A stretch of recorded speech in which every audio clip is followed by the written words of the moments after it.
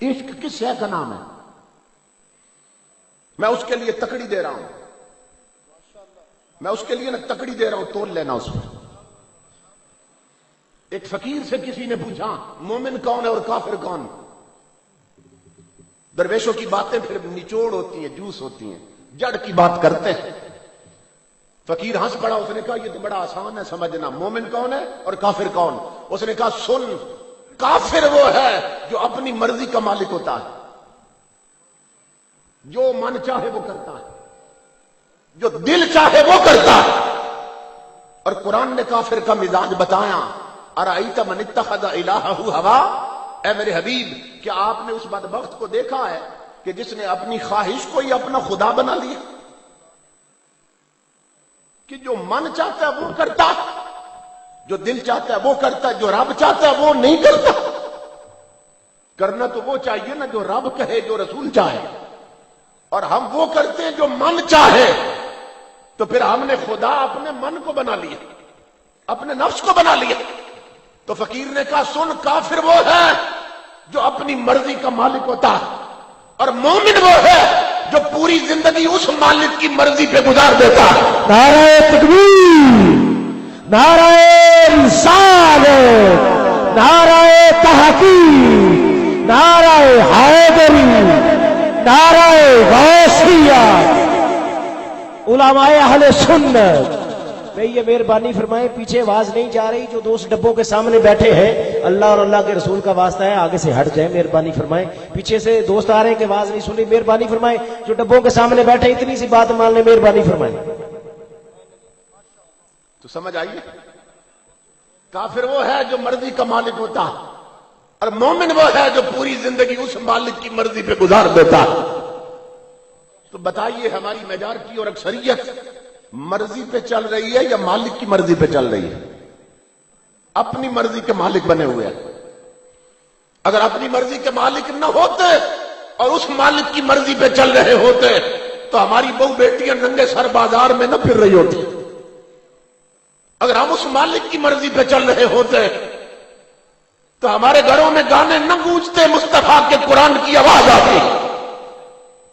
اگر ہم اس مالک کی مرضی پہ چل رہے ہوتے تو ہماری شادیوں پہ ڈھول نہ بجتے، کنجریوں کے ڈانس نہ ہوتے، ذکر مصطفیٰ کی محفلیں سجی ہوتی۔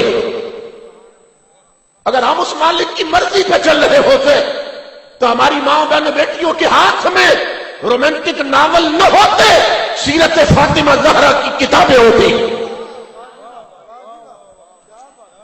اگر ہم اس مالک کی مرضی پہ چل رہے ہوتے تو ہمارے دودھ بیچنے والے پانی نہ ملاتے۔ اگر اس مالک کی مرضی پہ چل رہے ہوتے تو ہمارے تاجر بددیانت نہ بنے ہوتے۔ اگر اس مالک کی مرضی پہ چل رہے ہوتے تو ہمارے افسر حرام خور نہ بنے ہوتے۔ اگر اس مالک کی مرضی پہ چل رہے ہوتے تو ہمارے حکمران رب اور رسول کے غدار نہ بنے ہوتے۔ اگر ہم اس مالک کی مرضی پہ چل رہے ہوتے تو ہم نے بھائیوں کی زمینیں نہ دبا رکھی ہوتی، ہم حرام نہ کھا رہے ہوتے۔ ہم اس مالک کی مرضی پہ نہیں چل رہے، ہم اپنی مرضی کے مالک بنے بیٹھے۔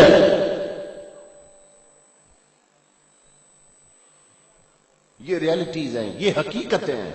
جتنی آنکھیں بند کر لو حقیقت تو نہیں بدل جائے گی۔ اس لیے میرے آقا کے غلاموں، آؤ شریعت کی طرف، آؤ تاجدار کائنات کی عملی غلامی کی طرف، تن سے من تک حضور کے غلام بن جاؤ۔ اللہ کی عزت کی قسم، گنبد خضرا کا فیض آج بھی جاری ہے۔ میرے آقا کی نگاہیں آج بھی امت پہ لگی ہیں، وہ نوازنا چاہتے ہیں، پردے میں وہ نہیں، پردے میں ہم چلے گئے۔ ہم پر غفلت کے پردے ہیں، جھوٹ کے پردے ہیں، دجل اور فریب کے پردے ہیں، حرام خوری کے پردے ہیں، نماز نہ پڑھنے کے پردے ہیں، زکوٰۃ نہ دینے کے پردے ہیں۔ ہم پر پردے ہیں، رسول پر پردہ نہیں ہے۔ اپنے پردے ہٹاؤ، امام الانبیاء تو سامنے بیٹھے ہیں۔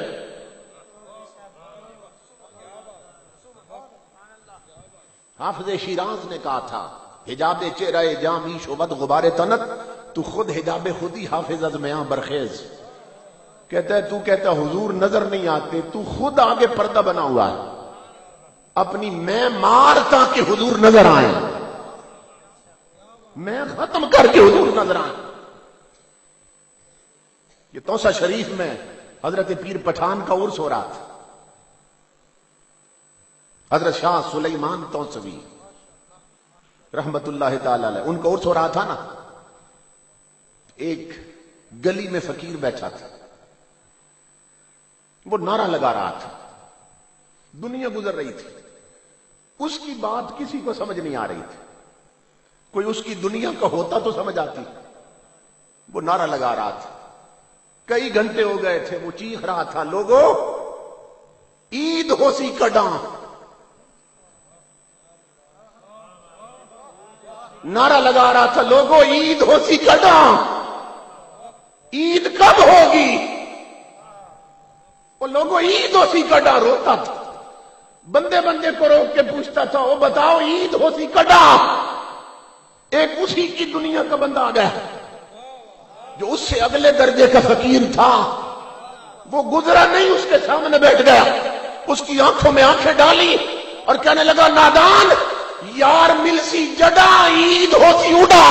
نعرہ تکبیر, نعرہ رسالت, نعرہ حیدری, نعرہ غوثیہ, علماء اہل سنت, عقیدہ اہل سنت, مسلک اہل سنت.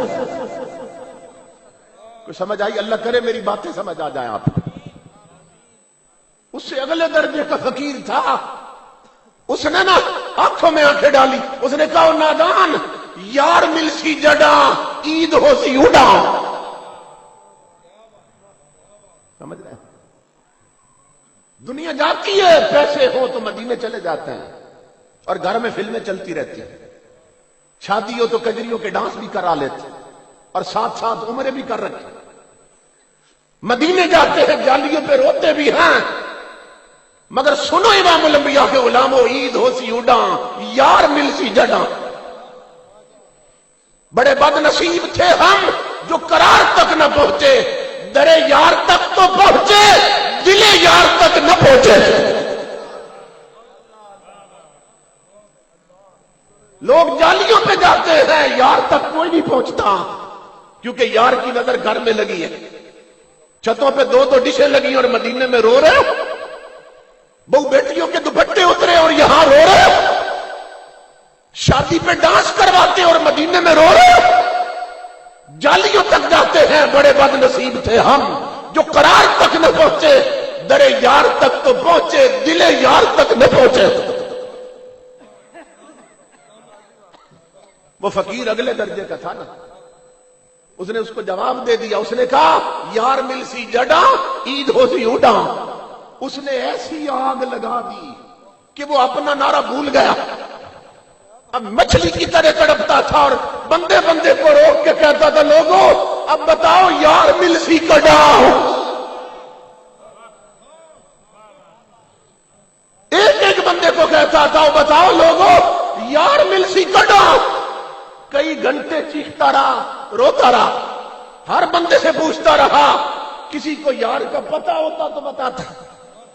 پھر کچھ گھنٹے گزرے, اس سے اگلے درجے کا فقیر آ گیا. اس نے پھر آنکھوں میں آنکھیں ڈالی, سامنے بیٹھا. اس نے کہا, نادان سن, میں مرسی جڈا یار ملسی اڑا. کوئی یار کو سمجھ آ رہی؟ اس نے کہا, نادان تو پوچھ رہا یار ملسی کڈا, او میں مرسی جڈا یار ملسی اڑا. اللہ کی عزت کی قسم, اس نے ایسی آگ لگائی کہ اس فقیر کی چیخ نکلی اور روح پرواز کر گئی. ہماری میں نہیں مر رہی. عورتیں کہتی ہیں شادی پہ ڈھول نہ بجے تو پھر شادی تو نہیں, جنازہ ہوگا. گھر میں جوان کہتے ہیں میری شادی پہ فوٹو نہ بنے, ویڈیو نہ بنے. پھر یہ تو پرانے وقتوں کی بات ہوگی, میں نے تو ایم اے کر رکھا. ہر کوئی میں لیے پھرتا ہے, اس طرح یار نہیں ملتا. او میں مرسی جڈا یار ملسی اڑا. آخری بات کر رہا ہوں, شاید کہ اتر جائے تیرے دل میں میری بات. مالی گیا نا باغ میں, عارف بھی تھا, معرفت والا تھا. اس نے دیکھا شاخوں پہ پھول جھول رہے تھے. اس نے کہا پھولو اتنے بے قرار کیوں ہو؟ چمن میں رہ کے بے قرار ہو؟ کیوں بے قرار ہو؟ کیوں تڑپ رہے ہو شاخوں؟ پھول چیخ اٹھے، کہا یار کے گلے لگنا چاہتے ہیں، گلے لگنا چاہتے ہیں، اس لیے بے قرار ہے، اس لیے پریشان ہے۔ مالی کہنے لگا نادانو، کیا گھر چھوڑے بغیر بھی یار ملتا؟ تمہارا دل ہے گھر بھی نہ چھوٹے اور یار مل جائے؟ مالی نے کہا یار مل سکتا ہے، گلے لگ سکتے ہو یار کے، مگر جس نے لگنا ہے نا اس کی گردن کٹے گی۔ جس نے یار تک پہنچنا ہے پھر اس کی گردن کٹے گی۔ جو سچے تھے انہوں نے کہا ہماری گردن کاٹ مگر ہمیں یار ملا۔ اس نے سب کی گردنیں کاٹی اور جولی بھر لی، سمجھ رہے؟ جولی بھر لی۔ اب پھول چیخنے لگے اب تو کٹ گئے، قربانی دی اب تو یار کے گلے تک لے جاؤ۔ اس نے کہا اتنی قربانی سے یار نہیں ملتا، ابھی تو ایک دی ہے، ابھی قربانی باقی ہے۔ اس نے کہا کیا؟ پھول کہنے لگے کیا؟ کہا یار تب تک نہیں ملے گا جب تک تم سب کے سینے سے سوئی نہیں گزرے گی۔ سوئی بھی گزرے گی، دھاگا بھی گزرے گا، جب تک سینے نہ چھلنی ہو اس وقت تک یار کے گلے نہیں لگو گے۔ ہماری طلب ہے مصطفیٰ مل جائیں اور گھر میں گانے بھی چلتے رہے۔ ہماری طلب ہے دوپٹے اترے رہے اور مصطفیٰ مل جائیں۔ ہماری طلب ہے چھاتیوں پہ ڈول بجے اور رسول مل جائیں۔ تو نادان جب تک قربانی نہیں دیتے یار نہیں ملے گا۔ قربانی دینے والے بنو۔ ہم ہیں چوری کھانے والے مجنوں اور حضور کو خون دینے والے مجنوں کی ضرورت۔ یہاں ہر کوئی شخص کہتا ہے میں حضور کا عاشق ہوں۔ اب آخری بات تکڑی دے کے اٹھ رہا ہوں، امام الانبیاء کے غلاموں، اگر آقا کے سچے دیوانے چکنا چاہتے ہیں کہ حضور کا سچا عاشق کون ہے تو پھر محفلوں میں نہ دیکھا کرو، 5 وقت کی نمازوں میں دیکھا کرو کتنے ہیں۔ اگر امام الانبیاء کے سچے دیوانے تکنا چاہتے ہو پھر لنگر کھاتے ہوئے نہ دیکھا کرو، پھر روزے رکھتے ہوئے دیکھا کرو۔ اگر آقا کے سچے دیوانے تکنا چاہتے ہو پھر گانوں کی طرز پہ نعتیں پڑھنے سننے والے مت دیکھو، فجر کی نماز کے بعد مصطفیٰ کا قرآن پڑھنے والے دیکھو کتنے ہیں، پھر پتا چلے گا کھرے کتنے اور کھوٹے کتنے ہیں۔ اللہ رب العزت میرے ان بھائیوں کو سلامت رکھے۔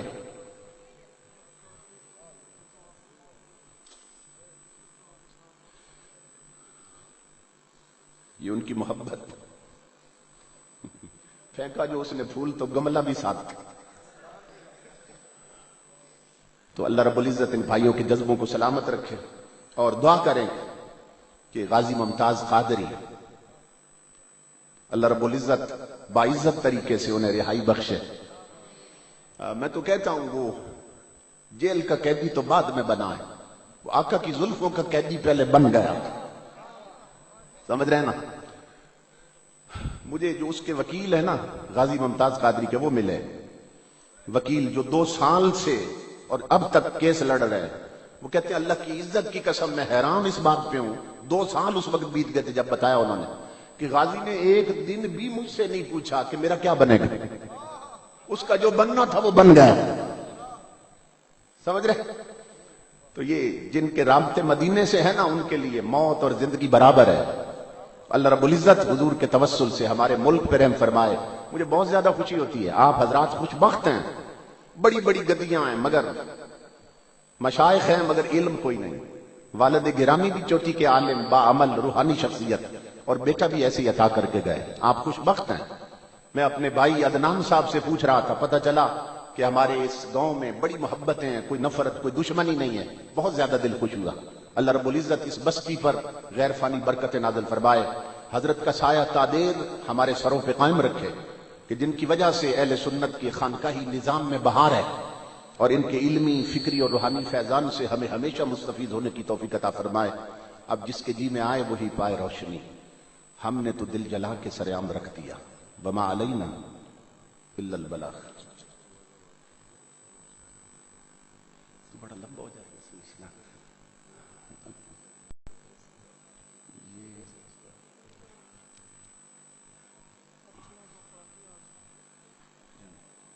اور مہمان بھی کیا فرماتے ہیں؟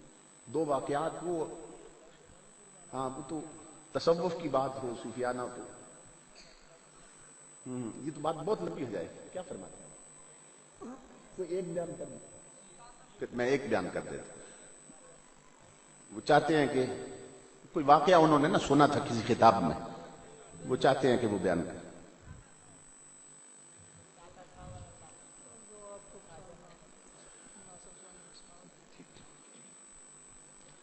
امام الانبیاء کے غلام تو وہی بات پھر آگے کر نکالتے ہیں.